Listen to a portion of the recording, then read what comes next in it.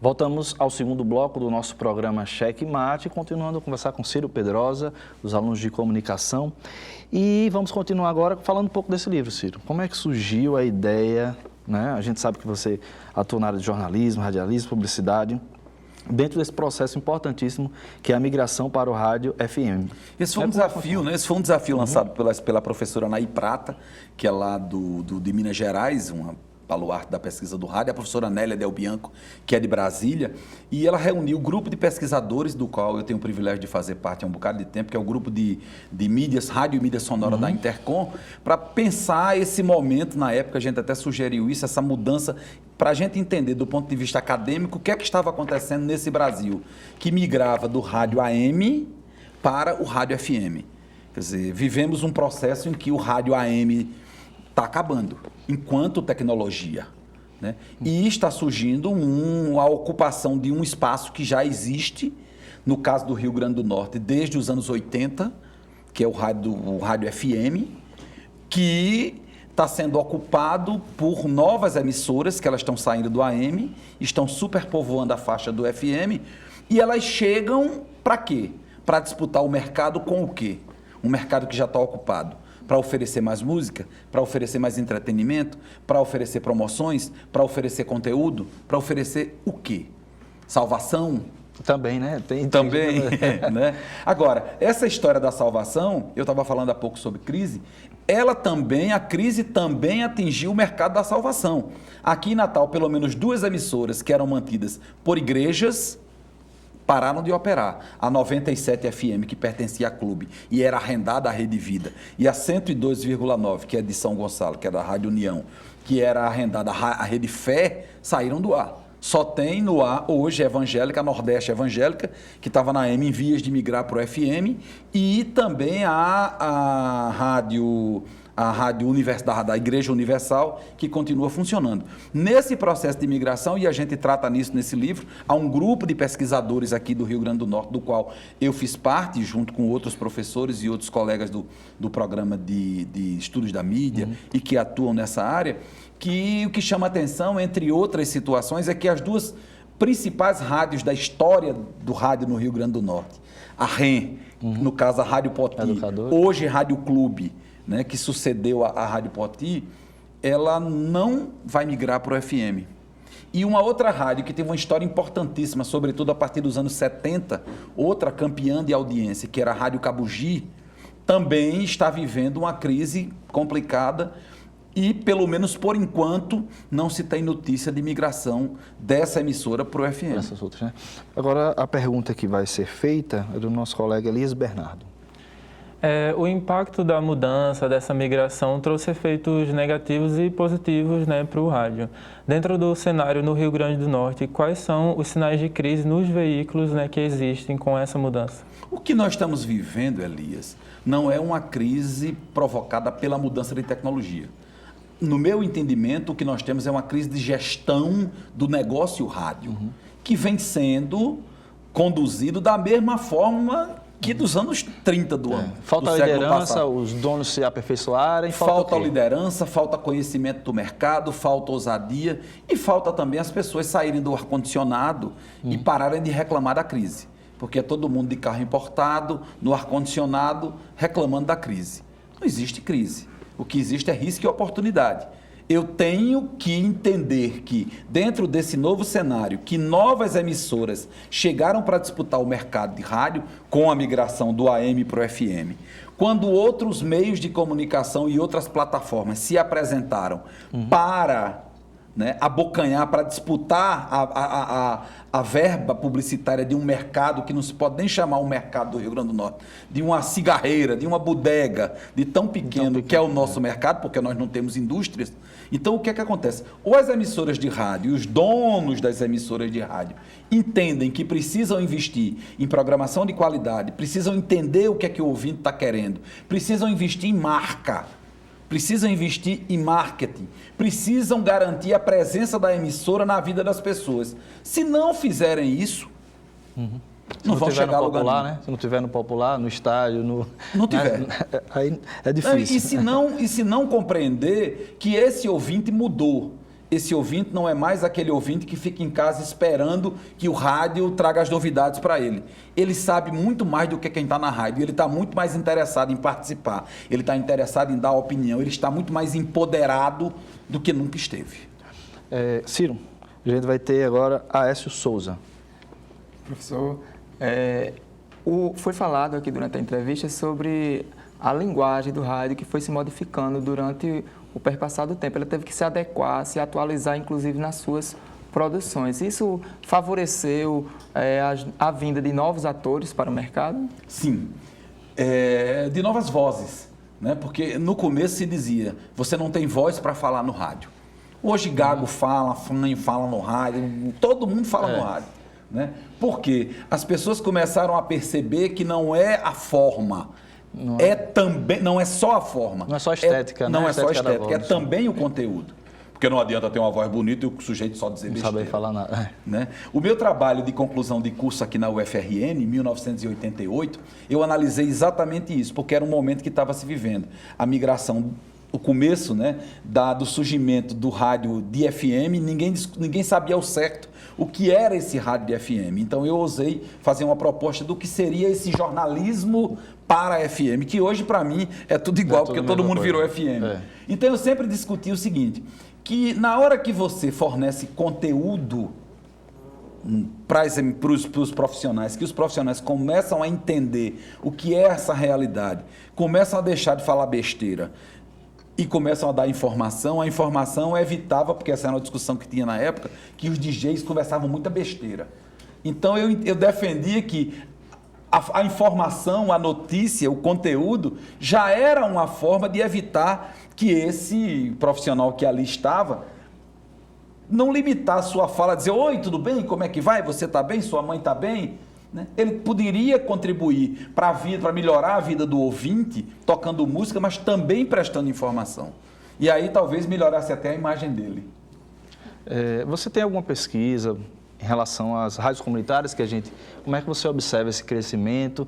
E também eu coloco a propriedade, entre aspas, de muitas rádios comunitárias que temos na nossa cidade. Olha, a rádio comunitária, curiosamente, ela foi regulamentada antes mesmo que nós no Brasil regulamentássemos a rádio pública, que foi mencionada na Constituição de 1988. Eu acabei de concluir uma tese de doutorado em que discuto isso, inclusive defendo a inexistência de rádio pública no Brasil do ponto de vista legal, que é fato, e do ponto de vista fático, porque as emissoras de rádio que são ligadas ao Estado são emissoras estatais. As emissoras institucionais, né? E aí chegam a ser institucionais e se comportam como emissoras corporativas, que é aquela em que só vale notícia a favor do dono da instituição ou da corporação. Não se fala mal da corporação, não se fala mal da instituição.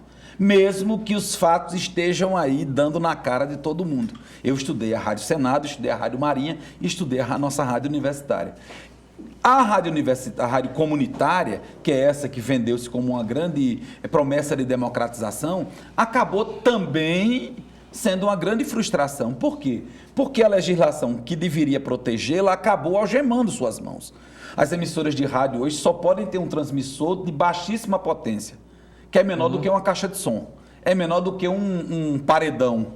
A potência que as emissoras de rádio comunitária, se forem operar dentro da lei, é a potência de um paredão. Então é melhor ter um paredão. Todas operam na mesma frequência. E o mais importante, elas não podem captar verbas do mercado, só anúncios institucionais. Onde é que uma rádio de bairro vai achar um apoio cultural? Você só tem bodega, cigarreira, bar vendendo cachaça, essas coisas. Não tem como fazer marca. Então, aquilo que prometia ser uma legalização, uma certidão de nascimento, na minha visão e na visão de muitos pesquisadores, acabou sendo um atestado de aposentadoria por invalidez. Sem falar no controle que de comunitário não tem nada. Hoje as emissoras comunitárias são maioria no Brasil, mas a maioria delas, elas em sua maioria são controladas por igrejas e por políticos, né, que tem 2, 3, 4, 5 emissoras controladas por eles e que usam essas emissoras muito mais como palanque e como púlpito para vender promessas do que para ajudar e cumprir seu mistério, que é de uma rádio comunitária que foi criada, foi concebida para ajudar no desenvolvimento local. Uma pesquisa publicada agora esses dias, que reúne números da Cantar Ibope e do PNAD do IBGE, revela que as pessoas continuam ouvindo rádio mais do que consumindo produtos de internet, produtos de rede social. A televisão tem maior audiência, um pouquinho maior do que do rádio. A internet vem lá embaixo. Um outro dado que chama atenção nessa mesma pesquisa é quanto à credibilidade do que as pessoas têm de informação nesses meios. O rádio está em primeiríssimo lugar, a TV vem em segundo. A internet, os sites e os blogs estão abaixo de 10. Então é uma situação que a gente precisa, né, prestar atenção e deixar de... Eu queria usar uma metáfora, né, que é de Bertolt Brecht. Acho que as pessoas que fazem rádio, as pessoas que fazem mídia, estão preocupadas com essa presença, entre aspas, avassaladora da mídia social que está dominando tudo, que agora é Facebook, é internet. As pessoas não acreditam nela. Então, antes de se assustarem com a sombra de gigantes, olha a posição do Sol. Pode ser que seja um anão pequenininho que está ali, o Sol está mostrando e parece que ele é um gigante, mas não é. Você teve alguns outros livros, é óbvio que o nosso programa está terminando, não dá para falar sobre todos, né? Mas eu queria terminar falando um pouco sobre esse daqui, Ciro Pedrosa, Escola Dominical. Essa é uma Conta obra... um pouco da sua trajetória profissional também, Isso, né? e também uma experiência, porque quando eu cheguei aos 50, eu disse, bom, eu não vou só fazer uma festa, né? Eu estava voltando de São Paulo, eu tinha ido fazer mestrado na USP, projeto inicial de passar 3 anos, acabei passando 9. Então, vivi uma experiência muito interessante. Entre outras, eu escrevi artigos junto com o professor Gaudêncio Torquato, que tem um escritório para fazer isso. E escrevi artigos, trabalhei como ghostwriter, escrevendo artigo para muita gente. E aí descobri que no fim de semana eu podia escrever artigos próprios, usando a mesma técnica e falando de temas que não eram irrelevantes para o mercado, para as pessoas. Esse aqui foi o seu lado do prazer, da poesia? Eu sempre... Eu não sou poeta, eu não sou escritor, apesar Mas eu de digo ter... a poesia na questão de ter prazer em fazer as coisas, de fazer de forma... Eu Às vezes a gente pensa na forma muito profissional, né? Muito... Não, para mim, profissão e prazer é a mesma coisa. Eu acho que a gente tem que Então, ter sempre paixão, teve tem que junto. ter propósito junto. A única diferença aí é que eu usei a técnica para escrever sobre temas que não interessavam a agenda 7. Então era o último orelhão de Grossos que vai ser desativado. Quem conhece Grossos? Quem é de lá e quem é da região. E o que é orelhão? Né? E você explicar quem viveu e para quem não viveu esse momento, a aventura de usar o orelhão, que eu fui repórter usando o orelhão. Então você tinha um monte de fichas no bolso, torcendo que as fichas não caíssem tão rápido, ou que você encontrasse um orelhão jamais cheio de ficha, que permitia que você não usasse tanto. Eu tenho também um outro trabalho importante para mim, que eu fiz com a professora Valquíria, participei da equipe, que conta a história, que retoma a história da trajetória da fase analógica da TV do Rio Grande do Norte. Eu acho um trabalho muito importante.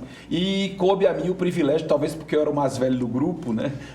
Era escrever sobre a contribuição dessa emissora da TV Universitária do Rio Grande do Norte, que para mim é uma emissora que tem um papel importantíssimo e que precisa conhecer-se e se fazer conhecida por esse papel de formação de plateia, de formação de telespectador, de formação de mão de obra, né? de formação Você falou do de mão de projeto obra. Saci, que sempre seja educativo, né? Exatamente. E também de espaço de experimentação. E esse programa em especial que consegue pular o muro que separe, e eu trato isso da minha tese, o departamento de comunicação das emissoras que pertencem à universidade. Não é uma realidade daqui, é no país inteiro. Esse programa, esse espaço é uma exceção, em que o departamento de comunicação conversa com as emissoras universitárias, com a TV universitária. Precisa conversar mais com a TV, precisa conversar mais com a rádio, porque os estudantes que estão trabalhando aqui ou que estão